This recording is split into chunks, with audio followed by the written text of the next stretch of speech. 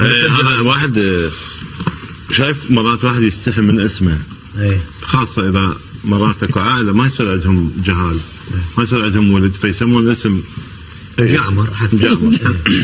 فقول هذا سموه مجعمر حتى لا يزعل واحد. عافية مجعمر طبت الموبايلات، صادق له وحدة بالموبايل اسمها فاتن. اي قالت له شو اسمك؟ قال انا اسمي وائل. شافهم يقول مجعمر. قالت له وائل وين اشوفك؟ قال انت فاتن كيف اختاري؟